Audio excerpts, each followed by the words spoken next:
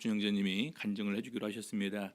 다 아시는 바와 같이 정말 이렇게 그냥 생사의 고비를 넘긴 그런 부분들을 다 이렇게 또 알고 계시리라 생각돼서 사실은 전체 교인이 다 있는 자리였으면 더 좋을 뻔했는데 계속해서 코로나 때문에 연기하다가 이렇게 이제 오게 됐습니다. 그래서 오늘도 또 연기를 할까 하다가 사실은 우리 청년들이랑 학생들이 이 간증을 들으면 더 좋을 것 같아서 그냥 오후 이 시간이라도 이렇게 그냥 하자 했는데 의외로 우리 사청부 대학부가 그렇게 많지를 않네요. 학생들도 그렇게 많지를 않고 참 아쉬운 부분이 있는데 아무튼 우리 신앙 안에서 이렇게 특별히 하나님의 인도하심으로 생명이 구함을 받았다는 것은 너무나 귀한 간증입니다. 그래서 오늘도 또 간증하실 때 정말 이렇게 다 빠짐없이 얘기해 주도록 하나님께서 인도해 주시고 또 들으면서도 그 크신 은혜 함께 나누고 또 감사하는 저들 될 수 있도록 인도하여 주시옵소서. 기도하시겠습니다. 할렐루야. 주 예수 이름으로 기도하옵나이다.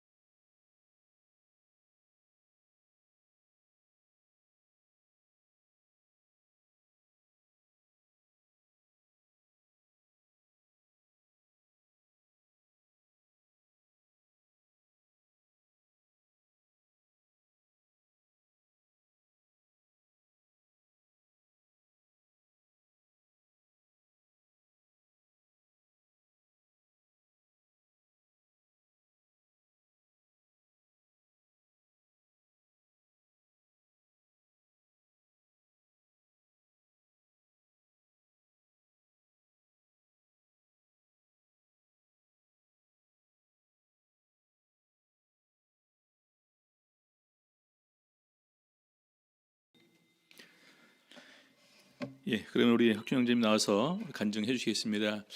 사실 우리 이제 그 모든 부분에서 또 간호하면서 지켜봤던 애진자매 역할도 참 중요할 텐데 오늘 들으면서 조금 이렇게 이제 미진한 부분이 있으면 애진자매 또 간증 청해서 이렇게 들으시면 더욱더 확신할 것 같습니다.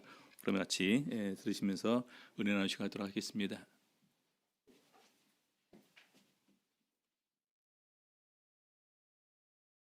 할렐루야. 예수님의 이름으로 간증하겠습니다. 먼저 성경 말씀 읽어보겠습니다. 여호수아 1장 9절입니다. 같이 읽겠습니다.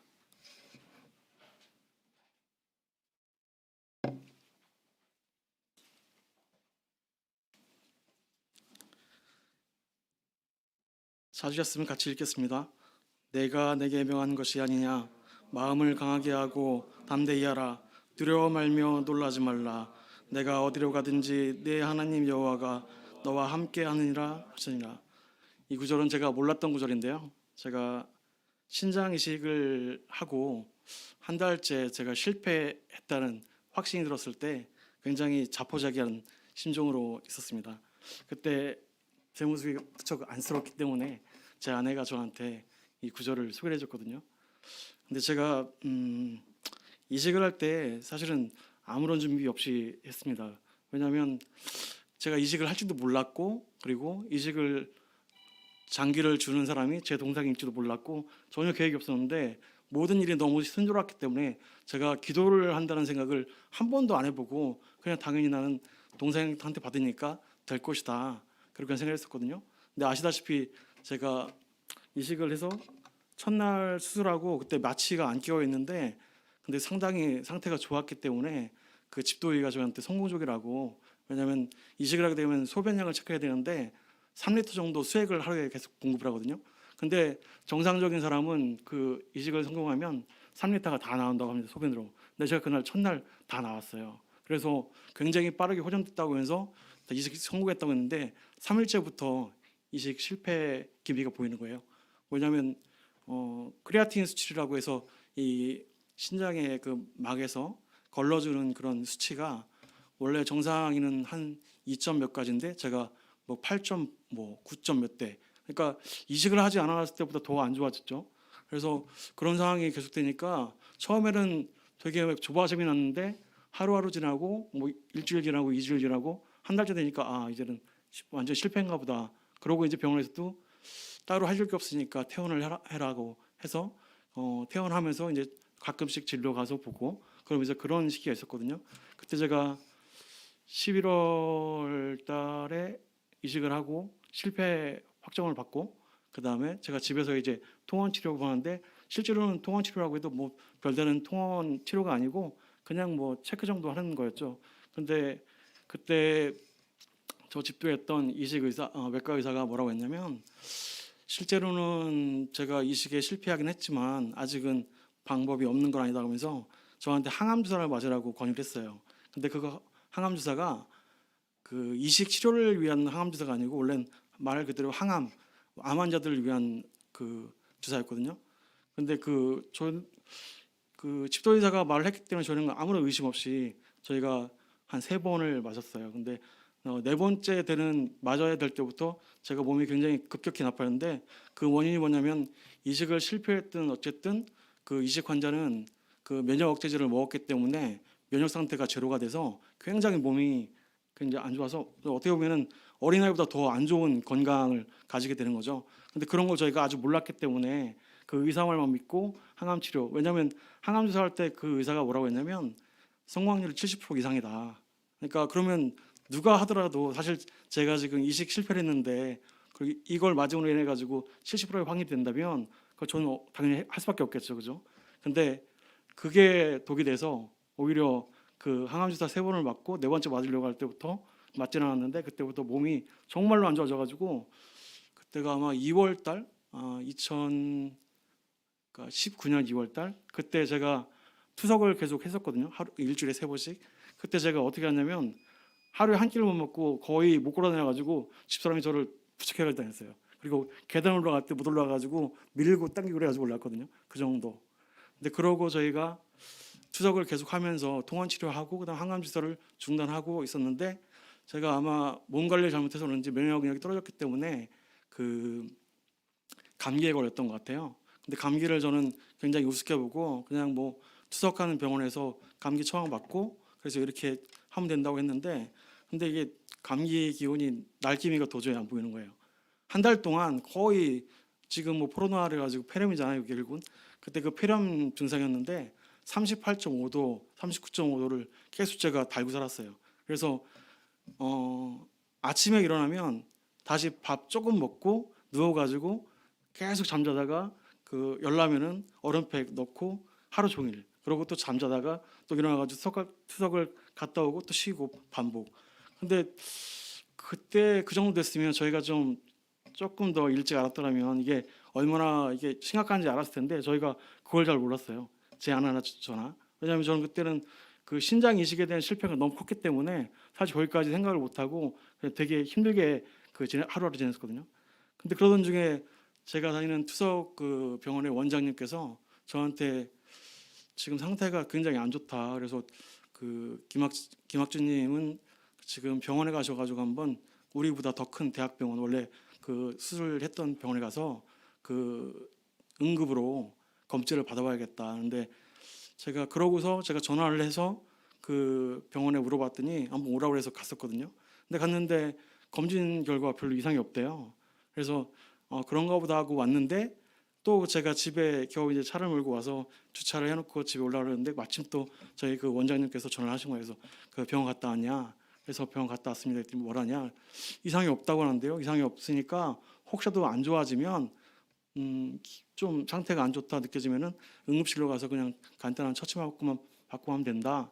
그렇게 해서 말씀을 드렸는데 그 원장님이 뭐라고 하냐면 저보고 아니다. 지금 당신은 지금 현재 바로 수혈을 받아야 할 상황 정도로 굉장히 악화됐다. 그래서 꼭 다시 한번 가서 응급실 가가지고 꼭 그 진료를 받고 입원하는 게 낫겠다 그래가지고 제가 그래서 그 원장님한테 제가 오늘 도저히 갈 수가 없으니까 오늘은 하루 쉬고 다음 날 가서 그 응급실로 가보겠습니다 했거든요. 그리고 그 다음 날 가서 응급실 가서 있는데 아시는 분 아시겠지만은 응급실 가면 제 마음대로 딱 진료받고 그럴 수가 없잖아요. 제가 거기 그날 그 9시간 걸려가지고 진료받았거든요. 그것도 진료가 아니고 그냥 뭐 어떻게 아팠다 뭐 하니까 그냥 앉아서 대기하고 실제로는 제가 베드를 받은 게 한 9시간 걸려서 받았는데 그때 제가 겨우 힘들게 그 침상에 누워가지고 있는데 거기 있는 그 수련의 한 명이 저한테 오더니 조금 심각한 얼굴로 와서 그러는 거예요. 그러니까 저 김학주님 혹시 그 소식 들으셨냐고 해서 무슨 소식이랬더니 죄송한데 저 차트가 좀 바뀐 것 같다. 그게 뭐였냐면 따져보니까 저를 집도했던 의사가 신장이식 실패 후에 계속 저를 관리했는데 그 의사가 그 제가 마지막 갔던 그 정상 진료 때 그 봤던 차트를 지금 생각해 보니까 다른 환자하고 오인을 했던 거예요. 그러니까 저는 상황이 되게 안 좋았는데 제 차트를 보지 않고 남의 차트 가서 보고 온 다음에 전 이상이 없으니까 그냥 가도 된다 이런 식으로 그냥 그렇게 되는 바람에 제가 응급실 가서 확인했는데 응급실 가니까 너무 늦게 왔다 이거죠. 그래가지고 지금 저한테 말하기를 상태가 너무 심각하니까 지금 입원을 해야 되는데 입원하기 전에 먼저 수면 치료를 해야 된다. 왜냐하면 제가 그때 감기가 아니고 폐렴이었는데 폐렴이어서 이 목의 전체가 굉장히 많이 부어가지고 기도 삭간을 할 수 없을 정도가 되었습니다. 그래서 그때 밤에 한 9시 반, 10시 제가 기억이 안 나는데 그때 직감적으로 아 이거 죽겠구나라는 생각을 솔직히 했어요. 아 이렇게 죽을 수 있겠다는 생각을 해서 그 기도 삭간하면 제가 언제 깰 수 있습니까? 그랬더니 그거를 장담을 못한다고 하더라고요. 그러면 가장 생각나는 게 제 아내는 어차피 봤으니까 뭐 말은 계속했지만 제 혈육이잖아요. 그 리나가 생각이 제일 많이 나더라고요. 희한한 게 제 부모님도 어머니도 계신데 어머니 생각 하나도 안 나고 딸이 생각나는 거예요. 근데 딸을 지금 부를 수가 없으니까 내가 지금 수면 치료하게 되면 어쨌든 몇 달 이상은 내가 못 깰 수 있는데 마지막으로 내가 죽을 것 같으니까 리나를 보고 하게 해달라고 제가 버텼거든요. 1시간 동안. 그래서 실례를 했어요 병원에. 근데 마지막으로 병원에서 말하는 게 지금 10분, 20분 내에 꼽지 않으면 당신은 어떻게 더 할 수가 없다. 그래서 제가 좀 슬펐지만 리나 못 보고 죽겠구나 하고 그냥 이렇게 수면 치료에 응했어요. 그리고 그 다음부터는 제가 사실 기억이 없습니다. 하나도. 그러니까 아까 옥자님 말씀하신 대로 그 3주간이 저한테 기억에 실제는 하나도 없어요. 근데 다만 제가 지금 기억하는 건 그 3주간 그게 꿈이었지만 제가 죽었다고 느끼고 한 3일 동안 뭐 아무것도 못하고 있고 그 뒤부터 저를 아마 문병 왔던 그 병원에 오셨던 목자님 그다음에 승범 형제 제 아내 그리고 몇 분의 분들이 계속 그 3주 동안 꿈에서 계속 보인 거예요. 근데 그게 제가 의식은 없었지만 옆에서 짧은 시간에나마 무슨 말씀으로 누구 왔다 하니까 그게 아마 제 기억에 남은 것 같아요. 그래서 그런 시간을 보내고 3주를 지나고 4주 차에 그때 마지막으로 제가 그 수면 치료가 거의 끝난 상태에서 제가 기억나는 건 목자님을 제가 봤어요. 목자님을 본 다음에 그 다음에 목자님을 보고 나서 제가 입원실로 올라간다는 얘기를 들었거든요. 그러고서 제가 그게 꿈이었는지 뭔지 모르겠지만 제가 그러고서 제가 누워서 누군가에 의해 가지고 침대로 넘어가는데 어떤 할머니 한 분이 그 중환자실, 제가 중환자실에 3주간 있었으니까 교차하면서 그쪽에서 오시고 저 누워서, 저는 누워서 하는데 서로 얼굴이 보이면서 눈이 마주친 거예요. 근데 저보고 그 할머니가 뭐라고 했냐면, 지금 올라가면 너를 사랑하는 여인이 5명 있을 텐데 마지막 인사할 기회다.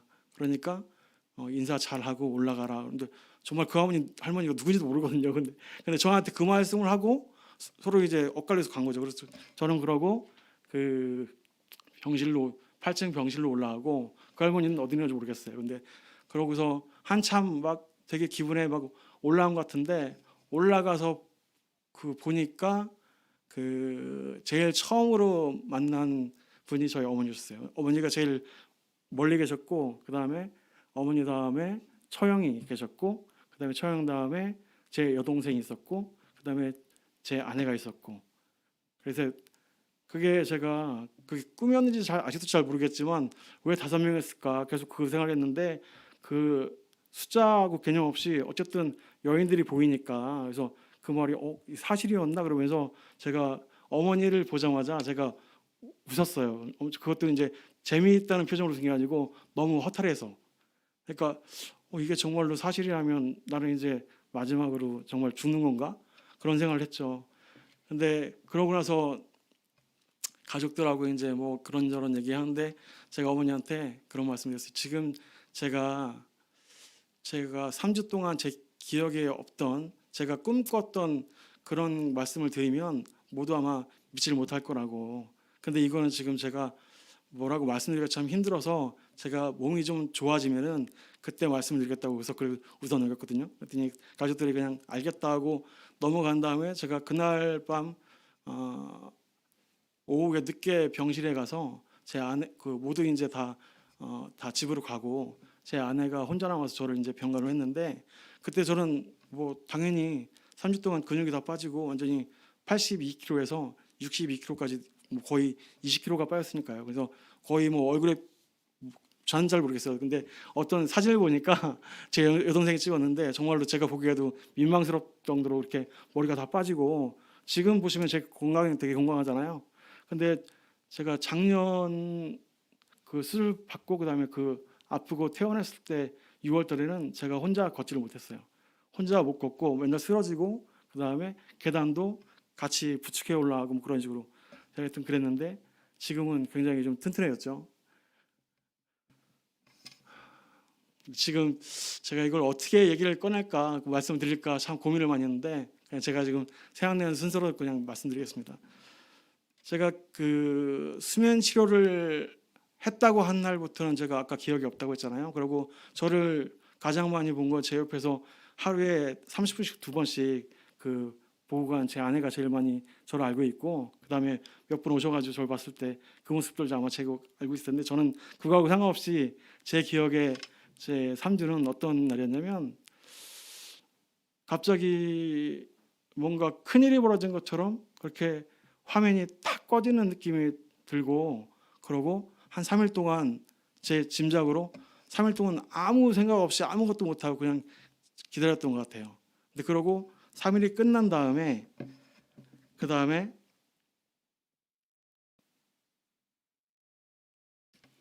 제가 좀 기억이 좀 잘 안 나는 게 있어요. 그래서 제가 좀 적어왔는데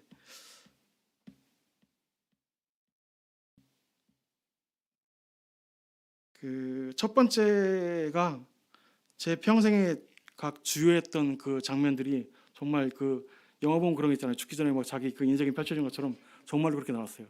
4살 때부터 그 48살까지 제 정말 중요했던 순간들 아니면 그냥 제가 기억하는 순간들이 정말로 다 나왔어요. 슬라이드처럼. 그리고 그 시간대로 다 보고 난 다음에 맨 마지막에 제 아내가 저보고 정신 차리면 제 뺨을 때리고 갔어요. 그리고 이제 그 영화가 꺼지는 것처럼 다 갑자기 또 깜깜해지고 나서 아무것도 보이지 않는 찰흙같이 어두운 시간들이 한 3일 정도 됐던 것 같아요. 그리고 3일 정도 됐을 것 같을 때 제가 제 생각에 정말 내가 죽었구나 이제는. 그리고 지금 내가 사랑하는 날 사랑했던 가족들은 나를 이미 장례 지내고 나는 이제 부다 없을 테니까 나를 어디에 유고를 보냈을까 그런 생각을 하면서도 근데 되게 그 아내와 리나가 굉장히 슬퍼할 거라고 생각했지만 저 자신은 되게 담담했어요. 그러니까 죽었다는 자체가 정말로 죽지는 않았지만 그냥 그걸 인정하게 되니까 내가 어떻게 슬퍼할 겨를도 없이 그냥 그렇게 인정을 할 수밖에 없었던 것 같아요. 그리고 그 다음 날 한 나흘째로 보이는데요. 나흘째에 하나님으로 보이는 저는 하나님을 믿었는데 저를 데리고 어디로 갔는데 정말로 칠흑같이 어두운 곳에 데리고 가서 저보고 네가 여기서 앞으로도 갈 수 없고 뒤로도 갈 수 없다. 네가 아무것도 네가 갈 데도 없다. 그렇게 하시고 사라졌어요. 그리고 또 다음 날 예수님으로 보이는 또 분이 또 저를 깊은 골짜기가 보이는 광야 초입에 데리고 가가지고 우리가 성경으로 봤던 광야라고 그 푸르른 가나안 땅이죠. 그런 걸 보여주면서 여기가 여기서 네가 아무것도 할 수 있는 게 없으니까 아무런 애를 쓰지 마라. 그렇게 하라고 하셨어요. 그리고 제가 너무 불안해서 제가 그때 기도를 했거든요. 회개 기도를 했는데 그때 또 하나님께서 오셔가지고 너의 죄가 너무 중해서 너의 기도를 들어줄 수가 없고 네 죄에 대해서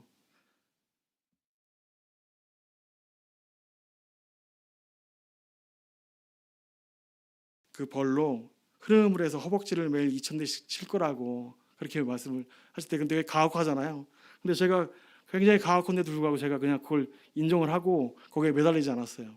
그러니까 그 상황이 너무 저한테는 엄청난 부담이었기 때문에 제가 뭘 할 수 있을 만한 게 없었다고 저는 생각을 했나 봐요. 그리고 그 화요일경에 다시 하나님께서 저한테 나타나가지고 너한테 마지막으로 5일을 줄 테니까 마지막 5일째 안식일에 가족과 함께 교회에서 예배를 보고 죽으라고 그러셨대요. 제 기억으로.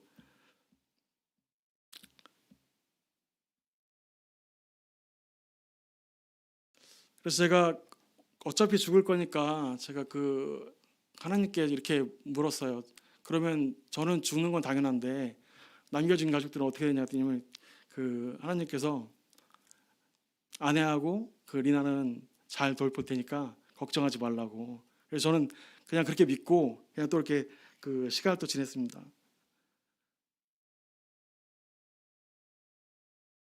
그때가 아마 제가 그때 거의 뭐라고 하죠? 상황 판단을 못하는 시기였는데 그 날짜를 계산해 보니까 정확히 화요일이었던 것 같아요. 제가 화요일 날 입원실까지 올라왔으니까요. 근데 그러고 화요일 날에서 화수목금 토잖아요. 그러니까 정확히 5일째 안식일이 되니까 그래서 저는 그걸 굉장히 믿었던 것 같아요. 그래서 하나님께서 5일째 되는 날 교회 가서 예배드리고 마지막으로 죽으라고 했으니까 나 정말 죽나 보다. 그러고서 거기에 대해서 아무런 의심이 없었거든요. 그러고 이제 제가 의식을 찾고 그다음에 굉장히 불안한 마음에 제 아내하고 밤새 얘기를 하는데 제가 아내조차도 제가 믿지를 못했어요. 그러니까 사탄인 줄 알고. 왜냐하면 제가 분명히 죽었는데 다시 살아나가지고 그 사람하고 있다는 게 정말 믿기지 않았는데 그게 너무 진짜 무서웠던 거예요. 그래가지고 가족들이 돌아간 시간이 8시였는데 8시부터 제가 아내를 붙잡고 잠을 못 자고 계속 정말 이 사람이 내 아내인가? 정말 그걸 계속 하나씩 일문일답하는 것처럼 한 4시 반까지 새벽 4시 반까지 계속 자지 않고 계속 물어봤어요. 그랬더니 아내가 맞는 거예요. 그래가지고 맞겠다 싶어서 그때 잠이 들었다고 하는데 사실 그 시간도 저는 아내하고 계속 물어보면서 뭐라고 했냐면 제가 저 시계를 봤거든요. 입원실에 있는 시계를 봤는데 그 시계가 2개로 보는 거예요. 하나는 실제 시간이고 하나는 제가 죽어야 할 시간이 계속 보이는 거죠. 그러니까 그때까지 저는 심신이 굉장히 좀 뭐랄까 위태롭게, 그러니까 뭔가 믿음을 굉장히 이렇게 확고하지 못하고 그냥 죽을 거라는 그런 심정에서 계속 그 갈팡질팡한 상태였죠. 그러고서 그 다음 날이 되고 그다음에 며칠 동안 그런 상태가 반복이 됐습니다. 그리고 제가 굉장히 아주 안 좋았을 때가, 제가 아내를 붙잡고 나 이제 살 날이 이제 이틀밖에 안 남았다. 그래서 굉장히 불안하게 하니까 아내가 허명동 목사님께 전화 드렸는데, 그때가 인천교회 강사로 계실 때였어요. 근데 그때 전화 드려가지고 급하게 오시면 안 되겠냐고 아마 그렇게 여쭤본 것 같아요. 그래가지고 목사님께서 그 영혼의 기간 중에 영혼의 기간 쉬는 틈을 이용해가지고 인천에서 유희원 목사님 맞으시죠? 예, 그 두 분이 오셔가지고 걱정하지 말라고 이렇게 살리셨는데, 너 안 잡아가니까 걱정하지 말라고 이렇게 막 이렇게 안수해 주시고 기도해 주셔가지고 그때 제가 평을 좀 찾았습니다. 실은 이게 지금 3주 동안 제가 정말 죽지 않고 꿈을 꿨지만 그 자체의 그런 어떤 시간들이 너무 현실감 있게 지나간 꿈들이어서 제가 되게 거기에 너무 빠져들고 믿지 못하고 어떤 상황들에서 하나님을 더 찾지 못하고 되게 좀 어리석었던 시간이었다고 생각해요. 근데 그게 알고 보니까 선망증세라고 굉장히 심신이 미약할 때 환자들한테 나타나는 그런 증세라고 합니다. 그래가지고 거기 간호사들도 저한테 얘기를 하면서 뭐라고 했냐면은, 김학준님이 지금 너무 몸이 힘드니까 그런 마음이 드는 거다. 절대 죽지 않았고 그다음에 죽지도 않는다. 그러니까 그거 걱정하지 말라고 하는데, 남의 말은 잘 안 들어오는데 목자님께서 하시는 말씀 듣고 제가 안심을 했어요. 왜냐하면 목자님께서 하시는 말씀이 거짓말일 수가 없잖아요. 근데 그러고 제가 그렇게 해서 화, 수, 목, 금, 토요일 날 당연히 저는 교회를 못 갔죠. 왜냐하면 갈 수가 없으니까. 혼자 화장실도 못 가는데 어떻게 교회 가겠어요. 그러고서 안식일 날이 지나고 안식일 때 집사람하고 같이 예배를 보고, 그러고 월요일 날, 일요일 날 되고 월요일 날 돼서야 아주 안식일이 지나갔으니까 제가 정말 살았구나.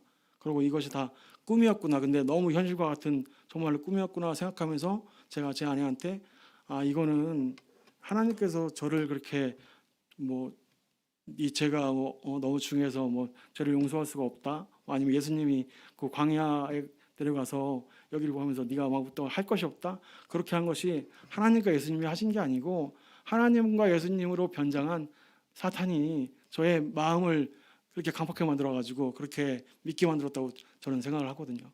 그래서 이런 모든 것들이 아까 처음에 서두에 말씀드린 것처럼 제가 이식을 굉장히 고민 없이 당연한 수순으로 받아들였기 때문에 제가 기도를 하지 못하고 무엇이든지 한 것에 대해서 정말 지금은 많이 회개를 많이 합니다. 그리고 제가 응급실에 가서도 제가 너무 상태가 안 좋아가지고 저는 7번 방에 격리가 돼 있었거든요. 근데 목자님께서도 그때 가끔 말씀하셨는데 7번 방에 기적이란 게 왜 그랬냐면, 제가 도저히 살 수 없는 상태였거든요. 왜냐하면 제가 매일 하루에 한 번씩 검사하는 혈액 검사에서 염증 수치가 보통 정상인은 1에서 10까지가 나오면 그나마 정상인데, 저는 최고 안 좋을 때 아마 제가 죽는다고 했을 때가 320까지 나왔다고 해요. 그러니까 32배 정도의 어떤 그 차가 있으면 다 죽는다고 봤는데, 그리고 저를 집도했던 마지막으로 저를 치료해줬던 의사 선생님이 한상훈 교수라고 연세대학교 감염내과 교수인데, 그분도 자기가 의사 생활을 했지만 이렇게 나쁜 환경에서 이렇게 다시 회복한 사람은 처음 봤다고 했거든요. 그러니까 앞으로도 없을 것 같다고 그렇게 전 들었어요. 그래서 그리고 저를 치료했던 간호사들도 다 제가 중환자실에 있을 때 그때 그분들은 다 죽는 걸 너무 쉽게 보는 분들이잖아요. 그러니까 일상생활처럼 하루에도 몇 명씩 죽어나가는 거 보니까. 근데 저는 이제 당연히 수치상을 볼 때나 아니면 상태를 볼 때 그랬으니까 별로 희망이 없다고 했는데, 제가 제 상태가 안 좋아질 때마다 교회에서 중복기도 해주시고, 그때마다 수치가 320에서 100, 50, 70, 이런 식으로 해서 뚝뚝 떨어졌다 올라갔다 하니까, 그런 거를 수차례 반복을 하니까 그걸 보고, 그리고 제가 결국은 주환자실에서 나가니 건강하게 나갔죠. 그러니까 저보고 이제 별명이 뭐였냐면 7번방의 기적이라고, 그렇게 해서 제 별명이 그렇게 붙은 거예요. 근데 그러고 이제 제가 중환자실 나와가지고 일반 병실 가기 전에 마지막으로 제가 의식이 있을 때 나갔다가 제가 상태가 조금 안 좋아서 다시 돌아온 적이 있어요. 왜냐면 제가 혈액 투석을 해야 되는데 투석을 중환자실에서 할 수밖에 없어가지고 제가 그때 4일간 있었는데, 그때 저한테, 저는 얼굴 모르는 그 간호사들이 다 와가지고 저한테 잘 지내냐고 다 묻는 거예요, 인사하면서.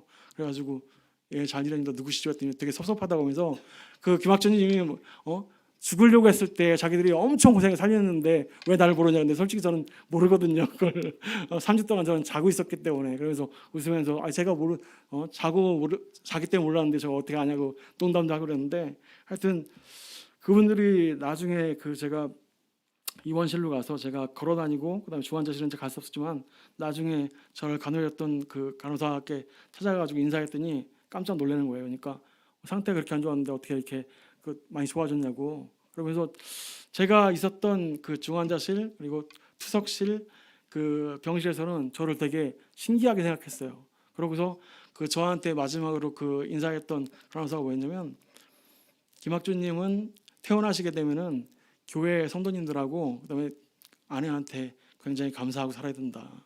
왜냐하면 그분들이 기도 안 했으면 당신은 죽었을 수 있을 것 같고, 당신은 아내처럼 정말로 이렇게 기도 많이 하고 한 사람은 처음 봤다 이렇게 하더라고요. 그래서 저는 보지 못했으니까. 하지만 그런 말을 들을 때 얼마나 다들 저를 위해서 기도해 주셨고 하나님께서 또 저를 살리시려고 하셨는지 저는 이제 알 것 같아요. 근데 이게 아마 제가 이런 간증을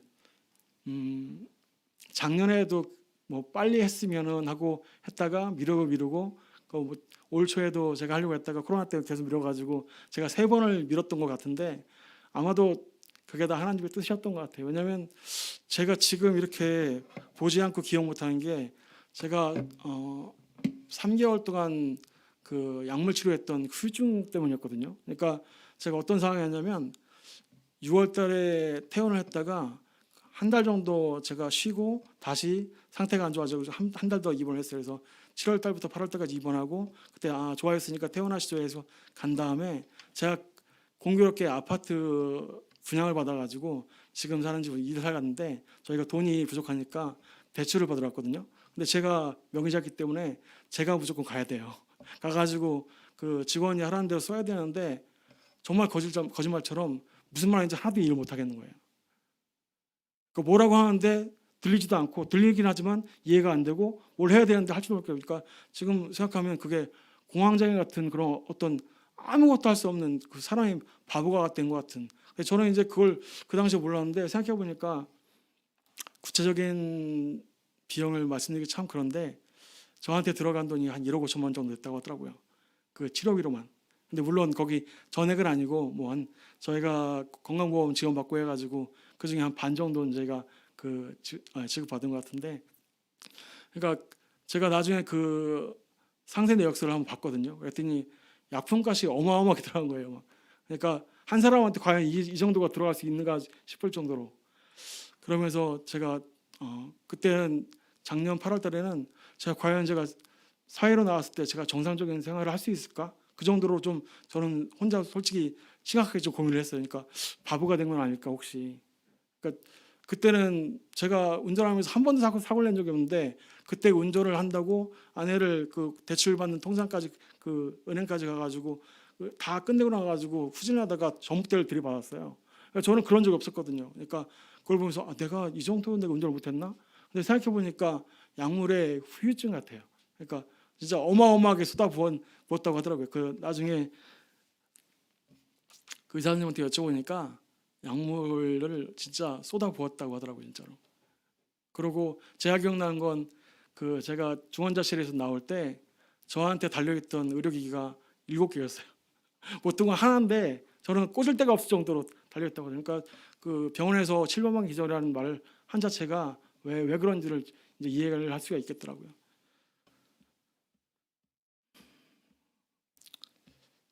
제가 비처럼에는 이런 내용을 다 쓰고 나서도 제가 쓰지 않은 내용이 좀 있습니다. 뭐냐면 제가 그 당시에는 깊게 생각하지 않아서 5월달 올해 5월달에 좋은 숫자매가 요청했을 때 제가 그 3주간 뭐 수면 치료 받고 그런 그 내용만 좀 길게 썼는데 실제로 저는 이런 과정들이나 아니면 신장 이식 실패로 인한 어떤 뭐 좌절 아니면 뭐 포기 그런 걸 사실 생각해볼 여력이 없었던 게 죽느냐 사느냐의 기로에 있었기 때문에 사실 그게 중요하지 않았어요. 그냥 처음에는 이식 실패했을 때는 아 실패했구나 어떻게 하지였는데 나중에 제가 뭐 폐렴 걸리고 폐혈증 걸리고 뭐 하여튼 제가 살 수 없는 환경에서 살아났을 때는 사실 누구의 잘못을 떠나가지고 그냥 내가 살았다는 자체에 대해서 저는 기쁜 거지 어떻게 뭐 딴 거 생각할 수 있는 여력이 없었거든요.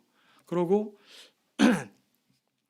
제가 한참 지나가지고 제가 뭐 신장 이식을 실패하긴 했지만 조금 나름대로 이제 여유를 찾아가지고 이것저것 보면서 보니까 이게 이식이란 자체가 가족한테 받긴 하지만 받는 게 좋긴 하지만 그 받으면서 생기는 후유증 같은 게 저는 솔직히 너무 없었고 너무 깨끗했어요. 그러니까 동생이 제가 요청하지도 않았는데 그 저한테 준다고 했고 물론 주면 굉장히 감사하지만 저는 그렇게 달라고 할 수도 없는 상황이었고 근데 선뜻 한다고 했고 그 동생의 시댁에서도 거기에 대해서는 네 오빠인데 네가 알아서 하는 거지 뭘 어떻게 말을 하느냐 그러니까 보통 보면 가족들 간에도 준다고 해놓고 핵마물로 내버리고 그 못해가지고 죽는 경우도 많고 한데 저는 그 받는 과정에서도 그런 문제가 하나도 없었고 오히려 감사하게 잘 받았고요.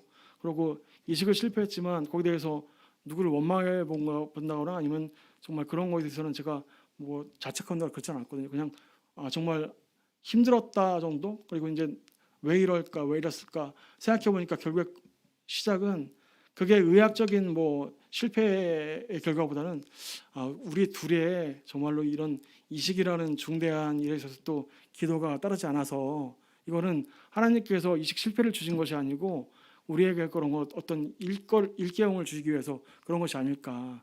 저는 그러고 그 제가 그 중환자실에서 입원실로 넘어가가지고 한 3개월 동안 있을 때도 제가 투석을 그 병원에서 했었거든요. 그때도 제가 한 번도 그렇게 비관적으로 얘기를 안 했어요. 그리고 원래 제 성격이 이렇게 비관적이지 않기 때문에 긍정적으로 생각하려고 했지만 근데 이걸 통해서 저를 보는 사람이 저에 대해서 어떻게 생각할까 생각하니까 제가 그렇게 포기하는 삶을 살 수가 없는 거예요. 그래서 항상 웃고 다니고 간호사가 이렇게 그 투숙할 때도 물어보면 되게 밝게 대답하고 웃고 그러니까 좀 자기들이 만났던 그런 실패한 환자보다는 좀 틀리다 하면서 되게 신실하냐고 해서 저는 그렇지 않다. 그러니까 제 믿음은 정말로 엉망인데 이런 걸 통해 가지고 저한테 뭔가를 주시려는 게 있을 것 같다. 그렇게 얘기를 했거든요.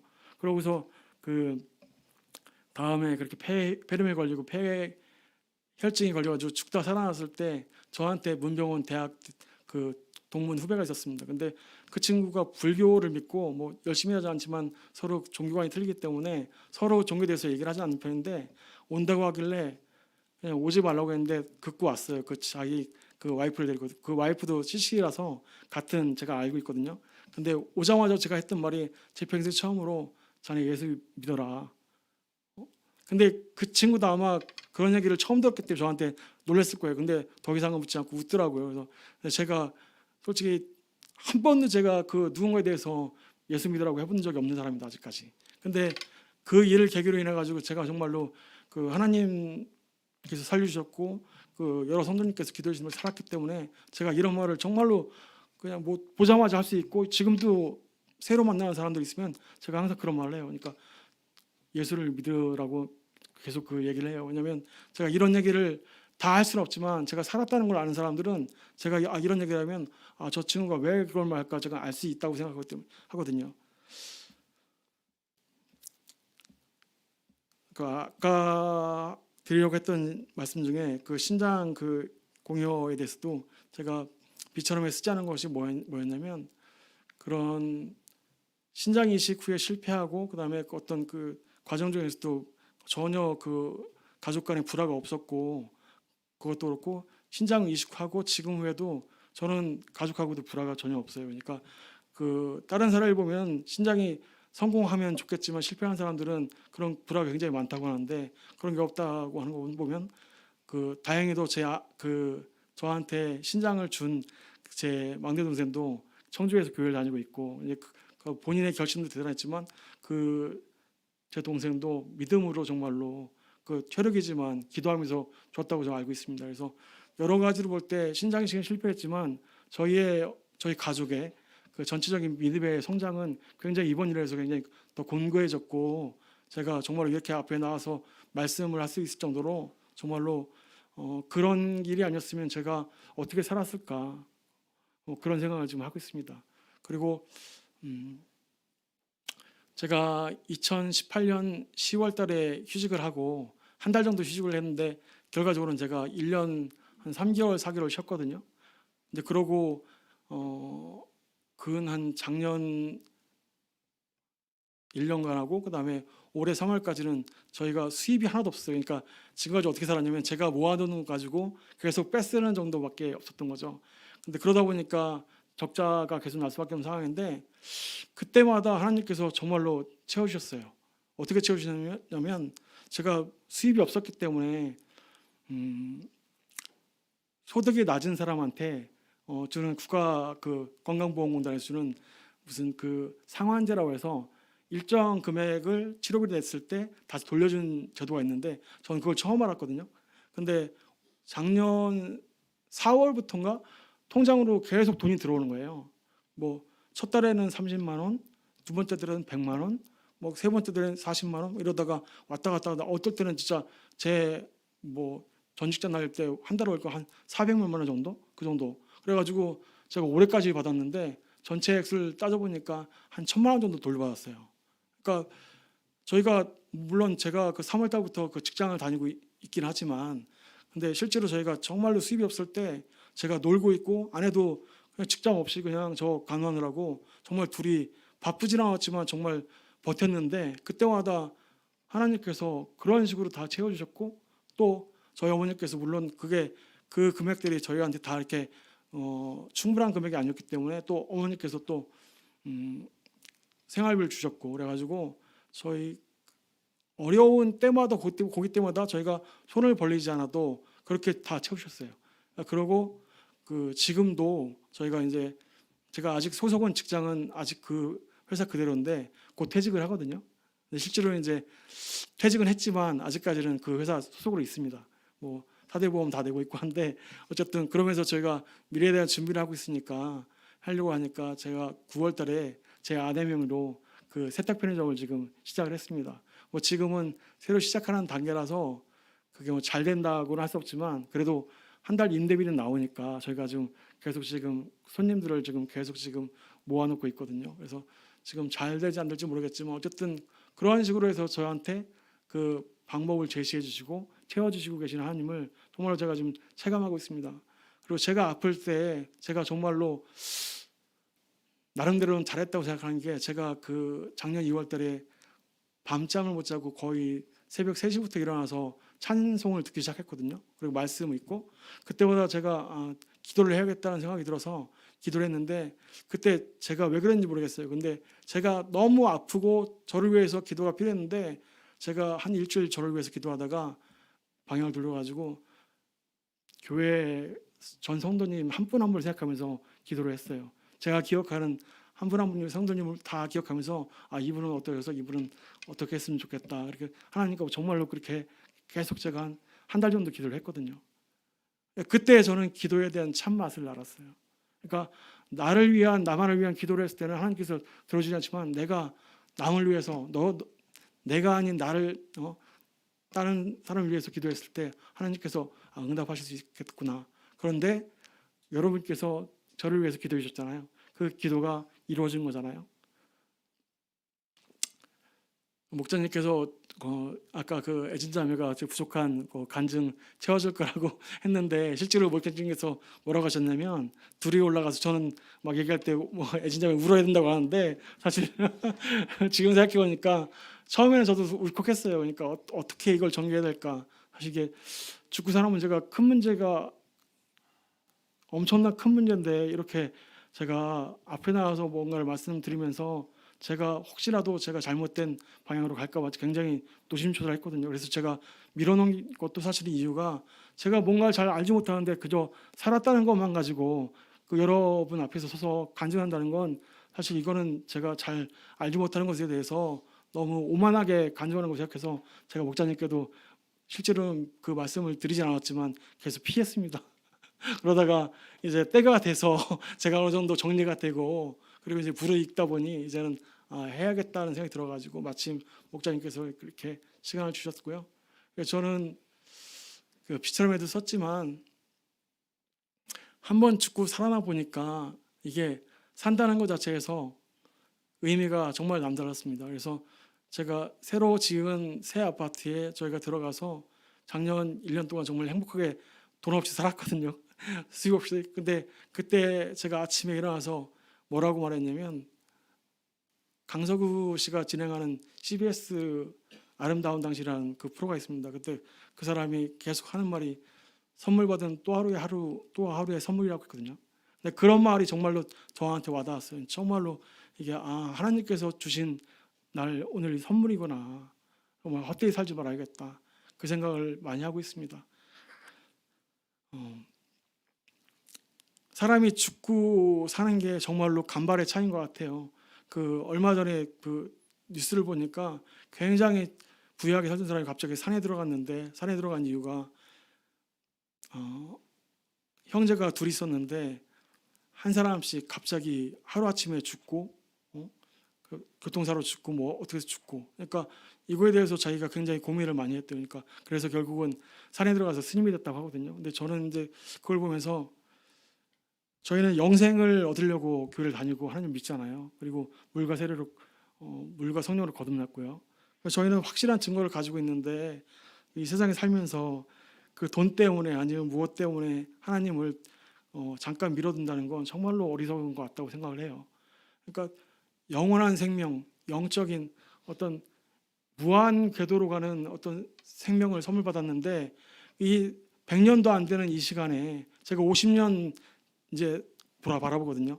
시은 49이니까 그래봤자 제가 많이 살아도 아마 100살은 못 살 거예요 아마. 그러면 50년이면 그 무한의 영생을 영어로 그 엄청난 생각을 봤을 때 이 100년이라는 시간은 불과 점밖에 안 되는데 이 점을 위해서 내가 그렇게 살아야 될까? 하나님을 빼놓고 저는 그게 참 모르는 사람은 모르겠지만 저희 같이 아는 사람 그리고 물과 성령으로 거듭난 사람한테는 정말 그렇게 살아서는 안 된다고 생각합니다. 그래서 제가 처음에 간증을 할 때 제가 그 살았다는 그런 기쁨만 가지고 그 간증을 썼을 때는 제가 오늘 같은 내용이 아니었고 정말로 그 솔직하게 말씀드리면 난 살았기 때문에 이렇게 살고 싶다라고 했지만 근데 실제로는 점점 내용이 이 간증을 듣는 사람한테 훈계를 하는 간증을 하는 것 같더라고요. 제가 줄거리를 보니까 그래서 이러면 안 되겠다 싶어요. 제가 간증을 굉장히 미뤘거든요. 그래서 지금에서야 비로소 보니까 제가 정말로 그 경험한 게 무엇인지 그리고 하나님께서 저한테 그 시간을 통해서 뭘 생각하게 하려고 하셨는지 저는 이제 알 것 같아요. 그래서 그 지금 이렇게 판단이 올바로 섰을 때 간증을 하려고 이 자리에 나왔습니다. 그래서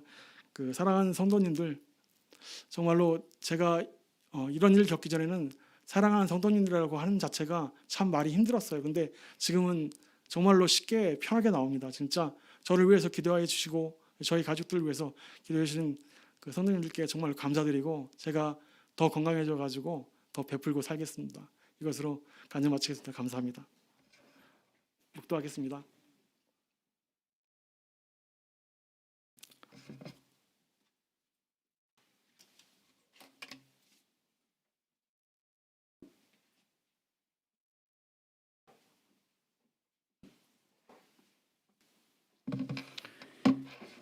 우리 학준 형제 꿈 얘기도 저도 이제 많이 이제 갈 때마다 듣고 그랬었는데 아무튼 이제 꿈은 보면은요 이제 두 종류가 있습니다. 하나님께서도 선지자들한테 꿈으로 얘기를 하기도 한다. 민수기 12장에 보면 그렇게 말씀을 하시거든요. 근데 이제 또 우리 그 신명기 13장에 보게 되면은 꿈꾸는 자는 또 반드시 죽이라라는 부분이 있습니다. 이제 꿈으로 자기 꿈이다 해서 이제 계시를 받았다 해서 하는 부분인데 그래서 이 꿈이 하나님께서도 꿈으로 말씀하시기도 하시고 또한 사탄도 꿈을 통해서 우리를 공격을 하기도 합니다. 그러면 또 그 꿈을 우리가 어떻게 구분할 거냐? 굉장히 쉬워요. 우리가 이제 그 성령 받는 거랑 사령 받는 것도 차이도 분명히 구분되지 않습니까? 성령을 받으면은요, 일단 평안과 기쁨입니다. 그렇죠? 마찬가지로 하나님께서도 꿈을 통해서 우리에게 주시고자 하는 것은 많은 부분에서 평안이고 소망입니다. 그래서 그런 부분에서 우리가 그냥 충분히 이렇게 이제 구분이 가능한 것 같고요. 중요한 것은 우리 이제 저도 이렇게 이제 그 왜 에딘 자매를 얘기를 하냐면은 정말 학준 형제가 사경을 헤맬 때 본인은 모르거든요. 항상 이렇게 이제 그 자고 있거나 의식을 잃고 있었거나 했는데 그것을 지켜본 에딘 자매, 왜냐면은 그 아침 저녁을 거기 갔다 중환자실에 들어갔다 나오잖아요. 그래서 그때 느꼈던 그런 그 감정과 그리고 이제 그 남편이 그 죽을 수밖에 없다라는 이런 그 부분에 절박하면서 또 저한테 이제 전화했을 때 또 찾아가기도 하고 또 그리고 나서 나중에 이제 살아나게 되었을 때 그 기쁨의 그 표정은 이라 잊을 수가 없을 것 같습니다. 그래서 제가 아무리 보니까 그래도 제 2차로 애진자매도 이렇게 힘들겠지만 간증을 해주면 참 좋을 것 같다는 이런 생각을 가지게 됩니다. 여러분, 이런 부분을 통해서 우리가 뭘 확실히 알 수 있냐면 생명의 주관자는 하나님이셔요. 그렇죠? 그래서 우리 생명의 주관자이신 하나님께 정말 이렇게 모든 것을 의탁하고 맡기는 이런 그 참된 신앙을 다시 한번 하면서 어차피 하나님께서 다시 한번 우리들에게 이런 생명을 주셨다면 정말로 주를 위해서 살 수 있는 저희들이 다 되었으면 좋겠습니다. 자, 같이 기도하시겠습니다. 우리 하나님께 감사 기도하시고요. 그리고 이 코로나 사태로 있지만 분명히 그럼에도 불구하고 우리 생명의 주관자는 하나님이시다. 그렇죠? 그래서 하나님께서 특별히 더욱더 우리를 인도하시고 보호해 주시고 또 더욱더 이럴수록 하나님께 의지하고 주님께 영광 돌리는 삶을 살 수 있는 저들 될 수 있도록 인도해 주시옵소서. 기도하시겠습니다. 할렐루야. 주